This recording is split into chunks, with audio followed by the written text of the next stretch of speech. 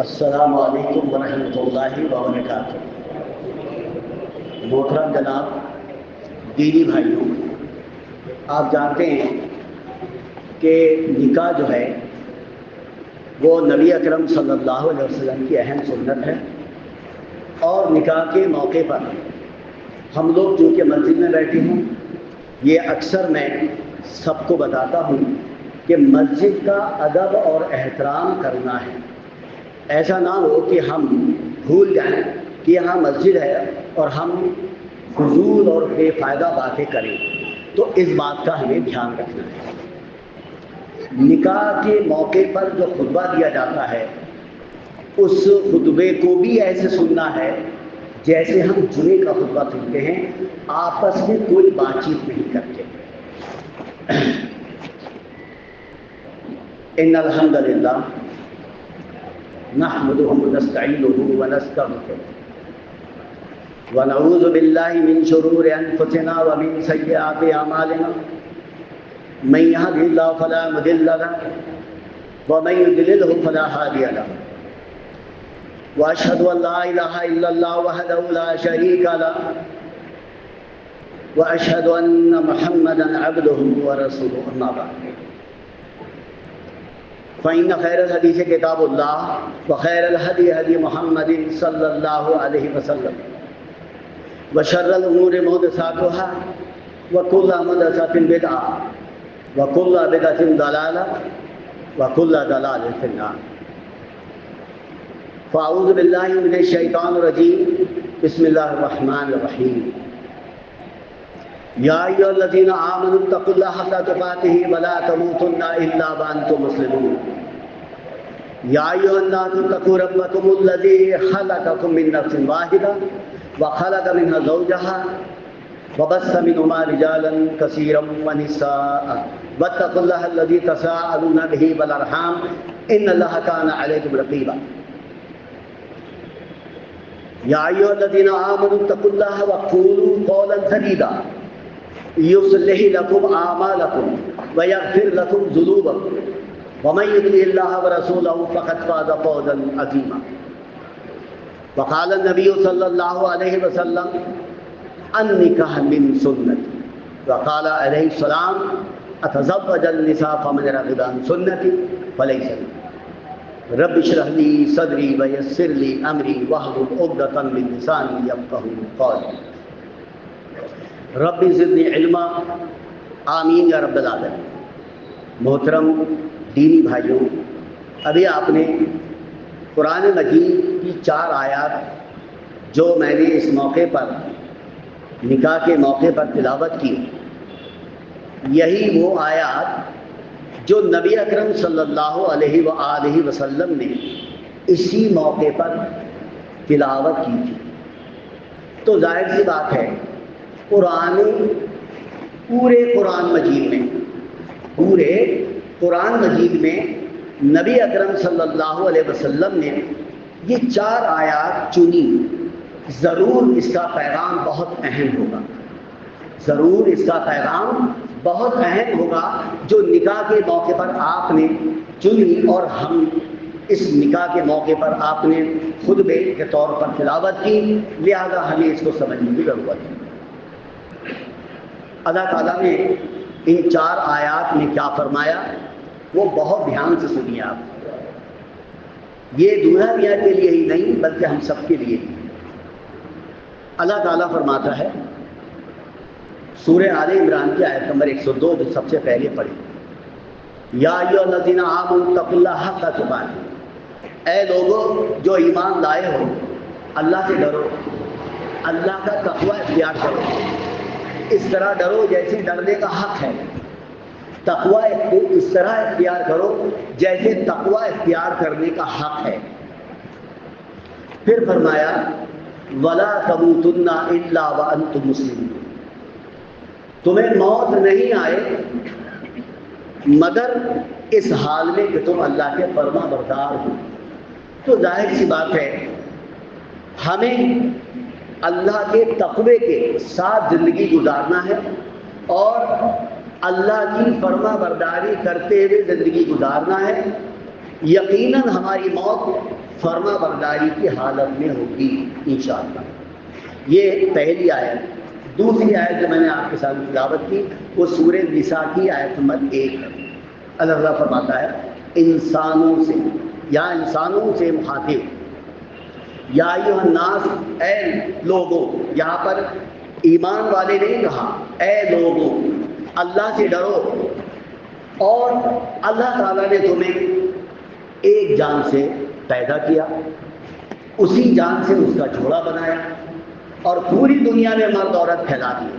وَبَثَّ مِنْهُمَا رِجَالًا كَثِيرًا وَنِسَاءً، یعنی پوری دنیا میں مرد عورت پھیلا دیے۔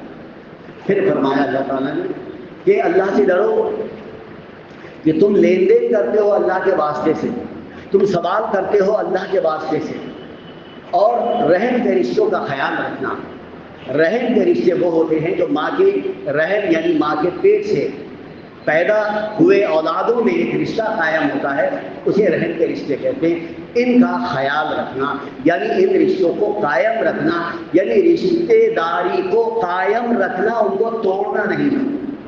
یہ اس آیت کا پیغام آپ کے سامنے آیا، اور پھر فرمایا کہ اللہ تعالیٰ کو سب خبر ہے جو تم کرتے ہو، لیکن اس میں ایک خاص پیغام میں آپ کے سامنے رکھ دوں، وہ یہ ہے کہ پوری دنیا کے لوگ آدم علیہ السلام اور بیوی حوا سے ہی پیدا ہیں، سب جانتے ہیں۔ تو ہم میں اونچا اور نیچا اس بنیاد پر کہ میں فلاں خاندان سے ہوں تو اونچا ہوں، میں فلاں خاندان سے ہوں تو اونچا ہوں، فلاں شخص اس خاندان سے ہے تو وہ نیچا ہے۔ ہمیں اس کی وضاحت قرآن سے اور رسول اکرم صلی اللہ علیہ وسلم کی صحیح حدیث سے کر دی۔ کیا کر دی ہیں؟ اللہ تعالیٰ نے قرآن مجید میں سورہ حجرات کی آیت نمبر 13 میں فرمایا کہ اِنَّ اَکْرَمَکُمْ عِندَ اللہِ أَتْقَاکُمْ، تم میں اونچا وہ ہے جس کے اندر تقویٰ ہے۔ رسول اکرم صلی اللہ علیہ وسلم نے کیا فرمایا؟ قرآن کی وہ آیت کہ تم میں اونچا وہ ہے، تم میں عزت والا وہ ہے جس کے اندر تقویٰ ہے۔ اور پیارے نبی محمد رسول اللہ صلی اللہ علیہ وسلم نے فرمایا آخری حج میں، اور پہلا حج ہی آپ کا آخری حج ہے، آپ نے عرفات کے میدان میں خطبہ دیا، اور اس خطبے میں کیا فرمایا کہ میں آج جاہلیت کے رسموں کو اپنے پیروں تلے روند رہا ہوں، جاہلیت کے رسموں کو اپنے پیروں تلے روند رہا ہوں۔ کوئی عرب غیر عرب سے بڑا نہیں، کوئی غیر عرب عرب سے بڑا نہیں، کوئی گورا کالے سے بڑا نہیں، کوئی کالا گورے سے بڑا نہیں، یعنی وہ کہیں پر پیدا ہو جائے، کہ عرب میں پیدا ہو جائے تو عرب والا بڑا نہیں، انڈیا میں پیدا ہو جائے تو وہ بڑا نہیں، بلکہ سب برابر ہیں۔ پھر اونچا کون ہے؟ وضاحت کر دی رسول اکرم صلی اللہ علیہ وسلم نے کہ تم میں اونچا وہ ہے، تم میں عزت والا وہ ہے جس کے اندر تقویٰ ہے۔ اب تقوی کی تھوڑی وضاحت کر دوں میں آپ کے سامنے۔ ہم جانتے ہیں کہ اگر کوئی شخص کہتا ہے یہ صاحب بہت نیک ہیں، بہت تقویٰ رکھتے ہیں، سامنے سے سارے لوگ یہی کہہ رہے ہیں کہ بہت تقوی والے ہیں، لیکن ان کا معاملہ اکیلے میں کیا ہے؟ ان کا معاملہ اکیلے میں کیا ہے؟ اگر اکیلے میں ہے وہ اور گناہ کے سارے اسباب سارے ذرائع موجود ہیں، اور پھر وہ یہ کہیں کہ نہیں میں اللہ سے ڈرتا ہوں، نہیں میں اللہ سے ڈرتا ہوں، اللہ کا خوف میرے دل کے اندر ہے، میں یہ گناہ نہیں کر سکتا، یہ ہے اصلی تقویٰ۔ اب ہم اپنی جانچ کر سکتے ہیں کہ ہمارا لیول کیا ہے۔ بات سمجھ میں آ گئی ہوگی؟ آگے اللہ تعالیٰ نے سورہ احزاب کی آیت نمبر 70 اور 71 میں کیا کہا؟ 70 اور 71 یعنی سورہ احزاب سے 2 آیتیں لی ہیں، سورہ احزاب سے 2 آیات لی ہیں، وہ ہیں یا ایھا الذین آمنوا اتقوا اللہ وقولوا قولا سدیدا، اے ایمان والو اللہ سے ڈرو اور سیدھی بات کہو، سچی بات کہو، قولا سدیدا، سیدھی نپی تلی بالکل اسٹریٹ صحیح بات، اس میں ملاوٹ نہ ہو، چیٹنگ نہ ہو، دھوکے بازی نہ ہو۔ یصلح لکم اعمالکم ویغفر لکم ذنوبکم، اللہ تعالیٰ فرماتا ہے اگر جو شخص، اگر کوئی ایمان والا قولاً سدیدہ پر عمل کرتا ہے، یعنی قولاً سدیدہ یعنی سیدھی بات کہنے والا ہے، تو اللہ تعالیٰ کا ایک اہم انعام سے نوازا جائے گا وہ کہ اللہ تعالیٰ اس کی اصلاح کر دے گا، اس کے گناہوں کو بھی معاف کر دے گا۔ پھر اللہ تعالیٰ نے آخر میں کیا کہا؟ 70 کے بعد 71 نمبر کی آیت میں کیا کہا؟ وَمَن يُطِعِ اللَّهَ وَرَسُولَهُ فَقَدْ فَازَ فَوْزًا عَظِيمًا، تو تم فرما برداری کرو اللہ کی اور فرما برداری کرو رسول اکرم صلی اللہ علیہ وسلم کی۔ اگر تم نے ایسا کیا کسی بھی معاملے میں، زندگی کے ہر معاملے میں، چاہے شادی کا معاملہ ہو، چاہے میت کا معاملہ ہو، چاہے پیدائش کا معاملہ ہو، چاہے کاروبار کا معاملہ ہو، سب میں اگر ہمیں اطاعت کرنی ہے اللہ کی اور اطاعت کرنی ہے رسول اکرم صلی اللہ علیہ وسلم کی، تو پھر انشاءاللہ فقط فاز فوزا عظیما، اللہ بلندیوں پر پہنچا دے گا، بلندیوں پر پہنچا دے گا۔ یہ اللہ تعالیٰ کا اس میں پیغام ہے۔ لہذا یہ 4 آیات آپ کے سامنے آئیں۔ اب ہم چلتے ہیں نبی اکرم صلی اللہ علیہ وسلم کی کچھ ہدایات جو نکاح سے متعلق ہیں، اور وہ ہیں سب سے پہلے دینداری کو معیار بنانا۔ دینداری کو معیار بنانا یعنی اگر کوئی لڑکا اپنے لیے لڑکی دیکھتا ہے تو پھر وہ کیا دیکھے؟ اونچا خاندان دیکھ سکتا ہے، کوئی پرابلم نہیں ہے، خوبصورتی بالکل دیکھ سکتا ہے، کوئی پرابلم نہیں ہے، مال دولت ہاں دیکھ سکتا ہے، لیکن چوتھی چیز بتائی دینداری، اچھا اخلاق۔ تو آپ نبی اکرم صلی اللہ علیہ وسلم نے فرمایا دینداری کو ترجیح دینا، ترجیح دینا تو دینداری کو دینا، اور اگر آپ نے دینداری کو ترجیح نہیں دی تو پھر نبی اکرم صلی اللہ علیہ وسلم نے فرمایا مٹی کے علاوہ کچھ نہیں ملے گا تمہیں، اور تم خسارے میں ہوں گے، یعنی مٹی کے علاوہ کچھ نہیں ملے گا۔ اور یہ حدیث ہے صحیح بخاری کی، اور صحیح یعنی ترمذی کی جو صحیح حدیث ہے وہ ہے لڑکے کے معاملے میں، جو نبی اکرم صلی اللہ علیہ وسلم نے فرمایا کہ لڑکا اگر دیندار ہے، اچھے اخلاق کا ہے، اور وہ تمہارے تک پیغام لاتا ہے تو ہاں کر دو۔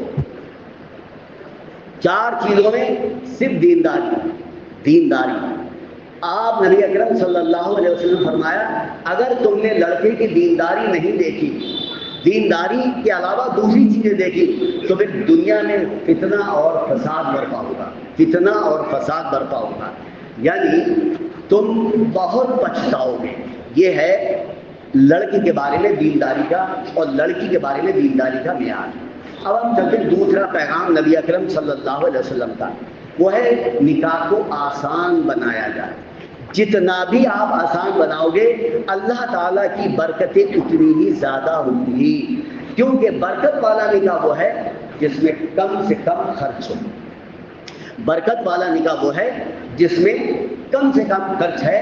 ابو داؤد کی حدیث نمبر 2117 میں بالکل صاف کہہ دیا کہ اگر آپ یہ چاہتے ہو کہ آپ کے اس نکاح میں برکتیں ہوں تو کم سے کم خرچ کرنا، یعنی فضول خرچی سے اپنے آپ کو بچانا۔ الحمدللہ جہاں تک مجھے علم ہے اس نکاح میں فضول خرچی سے، ہر خرافات سے اس نکاح کو محفوظ رکھا گیا ہے۔ مبارکباد کے مستحق ہیں دونوں خاندان جنہوں نے اس نکاح کو آسان کرنے کے لیے اپنی اپنی کوششیں کی ہیں، اور وہ کوششیں آج الحمدللہ کامیاب ہوئی، اور جنہوں نے ان کوششوں کی طرف پروموٹ کیا ہے، انہیں اس طرف راستہ دکھایا ہے، وہ بھی مبارکباد کے مستحق ہے۔ اور مبارکباد کے مستحق کے ساتھ ساتھ دعا ہے ان کے لیے، اللہ تعالیٰ انہیں بہترین اس کا اجر نصیب فرمائے۔ اس کے بعد تیسری ہدایت یہ ہے کہ نکاح کا اعلان کیا جائے، نکاح کا اعلان کیا جائے۔ ترمذی کی حدیث ہے اس کے اندر کہ لوگوں کو گواہ بنایا جائے، چھپ کر نکاح نہیں ہوتا ہے، چھپ کر نکاح زنا ہوتا ہے، یاد رکھیے گا۔ تو نکاح کا اعلان کیا جائے یعنی سب کو گواہ بنایا جائے کہ میں نکاح کر رہا ہوں۔ اس کے بعد نبی اکرم صلی اللہ علیہ وسلم کی اگلی ہدایت ہے، چوتھی ہدایت ہے مہر کو نقد رکھنا۔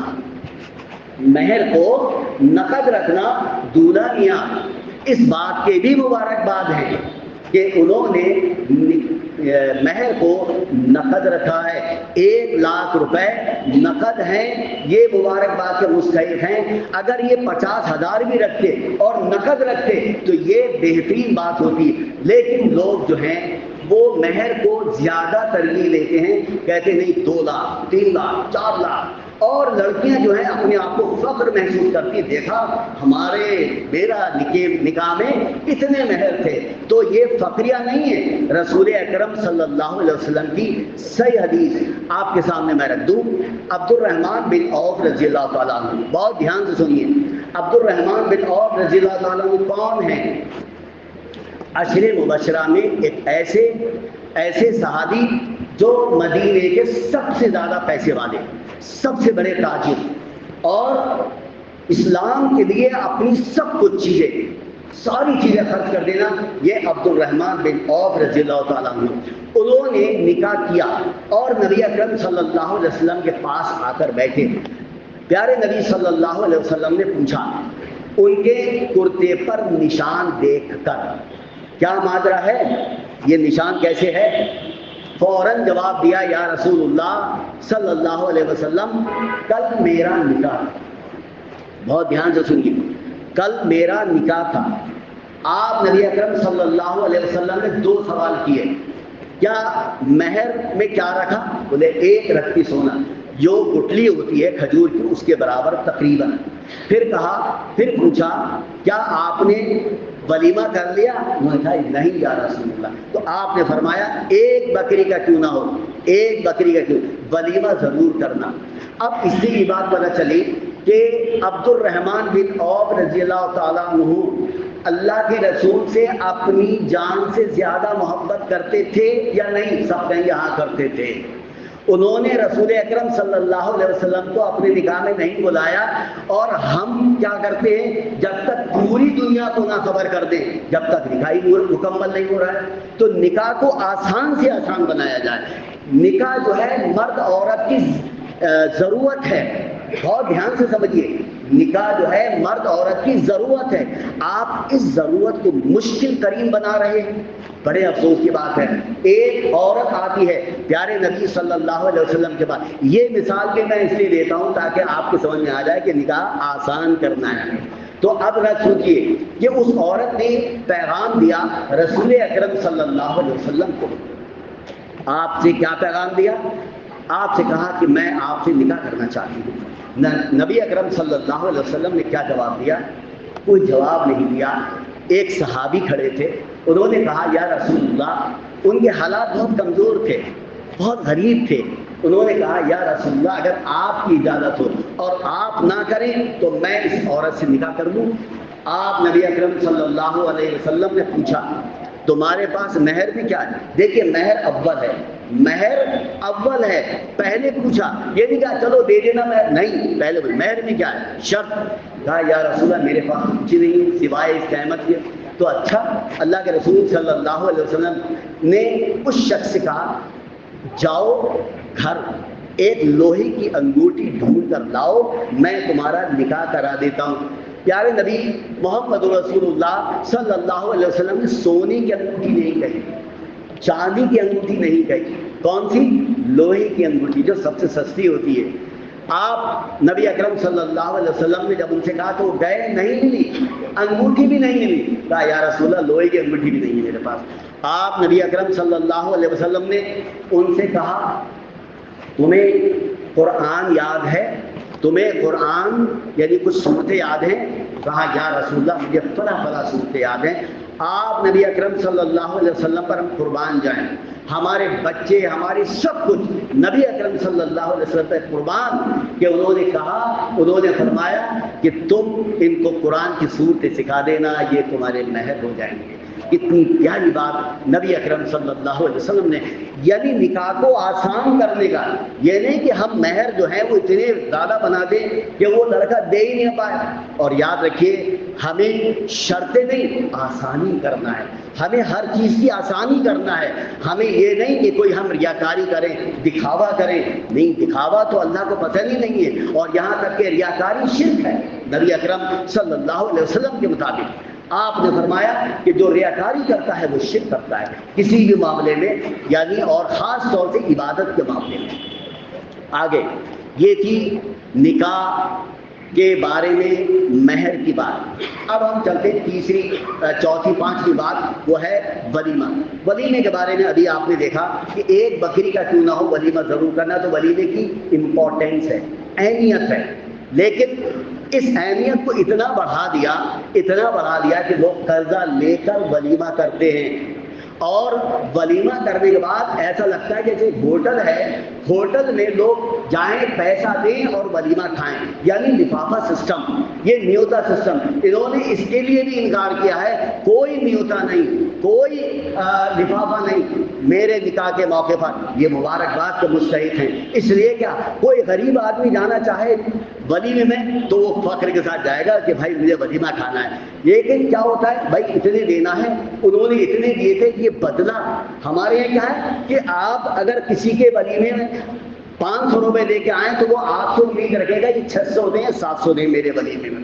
یہ کون سا کاروبار چل رہا ہے ہمارے معاشرے میں؟ یاد رکھیے اس کاروبار کو بھی روکنے کی ضرورت ہے. نبی اکرم صلی اللہ علیہ وسلم نے اگر ایسی کوئی بات بتائیے تو مجھے لا کے دکھائیے. کہاں لکھا ہے کہ آپ ولیمہ کر رہے ہیں خوشی سے، اس میں آپ لوگوں کو کھلائیے، نہ کہ آپ ایک تھیلا لے کر اس میں پیسے بھریے، لائیے لفافہ دیجیے. یہ اسلام کے خلاف ہے، یہ بھی دین کے خلاف ہے. اس کے بعد نبی اکرم صلی اللہ علیہ وسلم کی تمام چیزیں آپ کے سامنے آئیں. اب میں وہ بتاتا ہوں جو اللہ کے رسول صلی اللہ علیہ وسلم کی محبت سے تعلق رکھتی ہے، اور وہ یہ ہے کہ نبی اکرم صلی اللہ علیہ وسلم نے نکاح کے موقع پر کسی بھی خرافات، کسی بھی خرابی، ناچ گانے، ڈانس اور بے حیائی کی چیزوں کو بالکل دور رکھا ہے. نبی اکرم صلی اللہ علیہ وسلم نے ولیمے بھی کیے، لیکن یہ نہیں کہ ولیمے میں مرد عورتوں کو کھلا رہے ہیں ولیمہ، وہ بھی غیر محرم. سوچئے اس بات کو. میں نے اپنے جب بیٹے کا نکاح کیا تو نکاح کے بعد کہا جاؤ گھر جاؤ، تمہاری والدہ تمہاری بیوی کو لے کر آئیں گی. ہمارے فیصل صاحب تو انہوں نے وہ کیا الحمدللہ. یاد رکھیے دولہا میں جب گھر میں آئیں گے تو رسمیں ہوں گی، جھوٹا چرائی ہوگی، کار رکوائی ہوگی، عورتیں جو ہیں وہ چاروں طرف آ جائیں گی.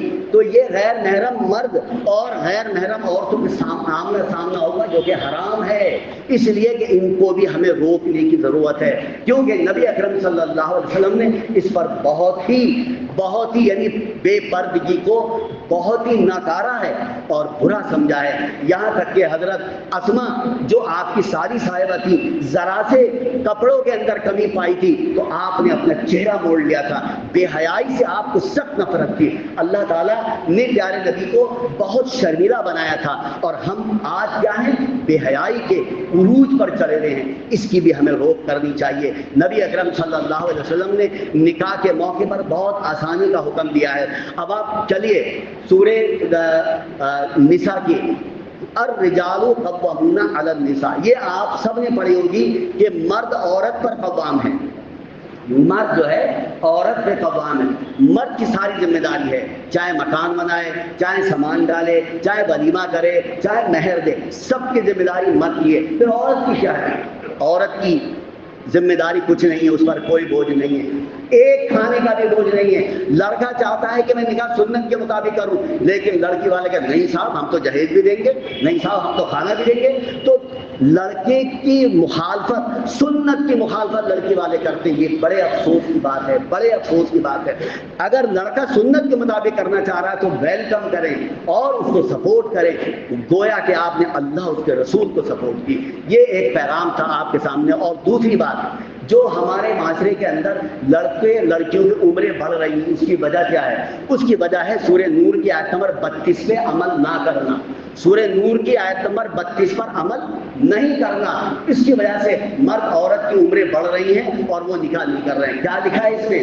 اگر تم غریب ہو تو نکاح کر لو، اللہ تعالیٰ تمہیں اپنے فضل سے غنی کر دے گا.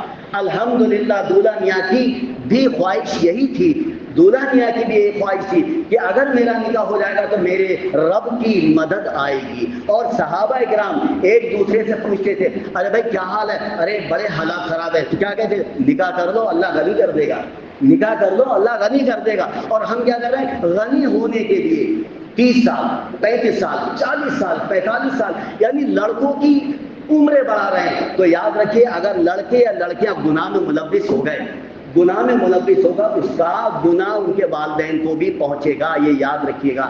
تو اللہ تعالیٰ نے حکم دیا کہ پہلے نکاح کرو بعد میں ہم غنی کریں گے، اور ہم نے کیا کرا؟ پہلے غنی ہو جاؤ بعد میں نکاح کریں گے۔ کس کی مخالفت؟ سورہ نور کی آیت نمبر 32 کی مخالفت ہم کر رہے ہیں۔ لہذا اللہ تعالیٰ سے ہم دعا کریں کہ ان تمام باتیں جو میں نے آپ کے سامنے رکھی ہیں اس کے مطابق ہمیں عمل کرنے کی توفیق عطا فرمائے۔ نبی اکرم صلی اللہ علیہ وسلم نے 11 نکاح کیے اور اس امت کو بتا دیا، اور سورہ اعراف کی آیت نمبر 157 میں لکھا ہے کہ جو توق پڑے ہوئے تھے ہم نے نبی بھیجے محمد رسول اللہ تمہارے توق نکالنے آئے تھے، تم نے پھر سے اپنے گلے میں توق ڈال دیے۔ منگنی کے رسم، تاریخ طے کرنے کے رسم، مائیوں کے رسم، مہندی کے رسم، چوتھی کے رسم، جانے کون کون سی رسمیں آج ہم نے ہوٹلوں میں کر رکھی ہیں، جبکہ ایک کھانا ہے صرف ولیمے کا کھانا، ایک کھانا ہے صرف ولیمے کا کھانا اور کوئی کھانا نہیں ہے۔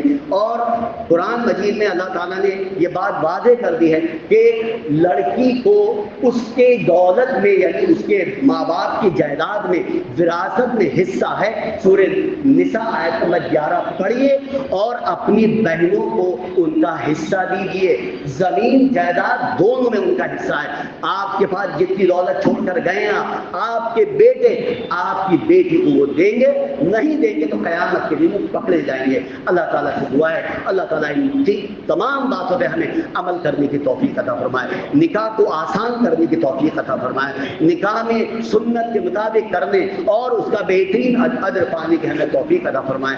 تمام لڑکیاں جو غریب ہیں جن کے نکاح نہیں ہو پائے ہیں اللہ تعالیٰ سے دعا ہے کہ ہم تمام نوجوان لڑکے یہ عزم کر کے یہاں سے اٹھیں کہ ہم اپنے نکاح یا اپنے بچوں کے نکاح سنت کے مطابق کریں تاکہ ان کے گھر میں برکتیں ہوں، ان کے گھر میں اللہ کے رحمتیں ہوں۔ اللہ تعالیٰ اس میں بھی رحمتیں اور برکتیں اور اپنی عافیت فرمائے۔ آمین۔ وآخر دعوانا ان الحمد للہ رب العالمین۔ اب آپ کے سامنے ایجاب قبول